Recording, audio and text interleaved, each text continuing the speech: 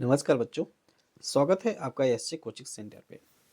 बच्चों, आज के इस क्लास में अटल आवासीय विद्यालय प्रवेश परीक्षा कक्षा 9 के लिए ओरिजिनल पेपर को सॉल्व कराऊंगा और आप लोग को ये दिखाऊंगा कि किस प्रकार से पेपर आएगा आप लोग के इस वर्ष 2026 में जब आप एग्ज़ाम देंगे। ठीक है, तो पूरा वीडियो को अंत तक जरूर देखिए।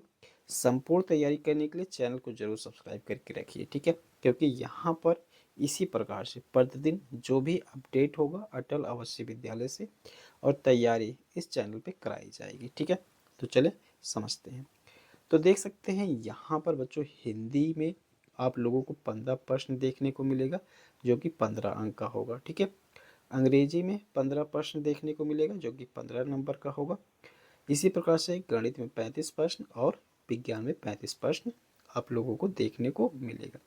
अर्थात कुल 100 प्रश्न देखने को मिलेगा। और कितने अंक का होगा? 100 अंक का होगा। ठीक है, मतलब एक प्रश्न 1 अंक का होगा। ठीक है, तो आज के इस क्लास में आपको बच्चों विज्ञान के 35 क्वेश्चन को देखने को मिलेगा और यहाँ से आप इसको देखेंगे तो ये क्लियर करेंगे किस प्रकार से क्वेश्चन आप लोग के एग्जाम में आने वाला है।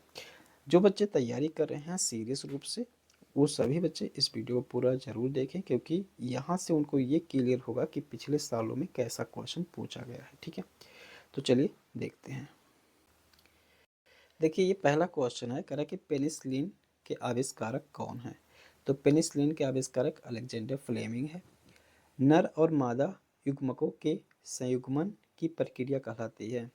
तो क्या कहलाती है? निषेचन कहलाती है। ठीक है, अगला प्रश्न देखिए, कह रहा है कि अपस्थानिक जड़ निम्न में से किस में पाई जाती है। तो अपस्थानिक जड़ ये गेहूं में पाई जाती है, ये सही हो जाएगा। अगला प्रश्न देखिए, अगला प्रश्न है, कह रहा है कि किसी वस्तु में उसकी स्थिति के कारण उत्पन्न ऊर्जा क्या कहलाती है। तो किसी वस्तु में उसकी स्थिति के कारण उत्पन्न ऊर्जा स्थितिज ऊर्जा कहलाती है। अगला देखिए, एडीज इजिप्टी मच्छर के काटने से कौन सी बीमारी होती है। तो ये होती है डेंगू और चिकनगुनिया। ठीक है, अगला देखिए, कपड़ा धोने के सोडा धावन सोडा का सही रासायनिक सूत्र क्या है। तो ये है Na2CO3 है। ठीक है, चलिए अगला प्रश्न देखते हैं। पौधों में प्रकाश संश्लेषण क्रिया द्वारा प्रकाश ऊर्जा निम्न में से किस ऊर्जा में रूपांतरित होती है। तो किस में होता है? रासायनिक ऊर्जा में रूपांतरित होता है। 0 डिग्री सेल्सियस पर वायु में ध्वनि की चाल है तो कितना हो जाएगा? 332 मीटर प्रति सेकेंड। ठीक है, निम्न में से कौन ऊष्मा का कुचालक है।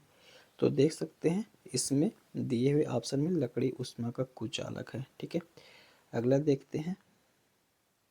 अगला है, कह रहा है कि इंटरनेट एक्सप्लोरर है तो क्या है? यह एक ब्राउजर है, ये सही हो जाएगा। जल की अस्थायी कठोरता किसके कारण होती है। तो किसके कारण होती है? कैल्शियम या मैग्नीशियम के क्लोराइड यौम ऑक्साइड। ठीक है, ये सही हो जाएगा। अगला देखिए, पुनः प्राप्त होने वाली नवीकरणीय ऊर्जा के स्रोत निम्न में से कौन कौन हैं। ठीक है, तो इसमें कौन है भाई? इसमें सौर ऊर्जा हो जाएगा। ठीक है, चलिए, निम्न में से कौन सा असंतृप्त हाइड्रोकार्बन का उदाहरण है। तो ये क्या है? एसिटिलीन। ठीक है, ये सही हो जाएगा। अगला देखिए, निम्न में से कौन सा निम्न में से कौन सा चुंबकीय पदार्थ है। तो इसमें लोहा जो है वो चुंबकीय पदार्थ है। अगला देखिए, अगला है, कह रहा है कि विद्युत परिपथ में विद्युत धारा का माप किसके द्वारा किया जाता है। तो किसके द्वारा विद्युत धारा का मापन किया जाता है? अमीटर के द्वारा। ठीक है, अगला देखिए, किसी द्रव को वाष्प में बदलने की क्रिया क्या कहलाती है। तो क्या कहलाती है? वाष्पन। ठीक है, ये सही हो जाएगा। पानी में पेंसिल का टेढ़ा दिखाई देना निम्न में से किसके कारण होता है। तो किसके कारण होता है बच्चों? अपवर्तन के कारण। ठीक है, अगला देखिए, एकांक क्षेत्रफल पर लगने वाले बल को क्या कहते हैं। तो ये सीधा सीधा परिभाषा है, उसे हम दाब कहते हैं। ठीक है, ये सही हो जाएगा। अगला देखिए, निम्न में से जायद की फसल है।